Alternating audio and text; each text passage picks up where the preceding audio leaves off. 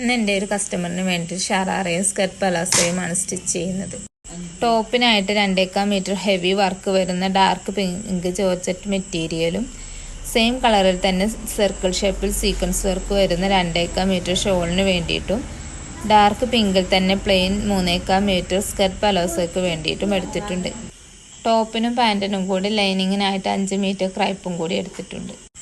ടോപ്പിൻ്റെ ഫ്രണ്ട് പോർഷനിൽ കൊടുക്കാനായിട്ട് മീറ്ററിന് 100 രൂപ വരുന്ന ഒരു 1/2 മീറ്റർ ലേസും കൂടി എടുത്തിട്ടുണ്ട്.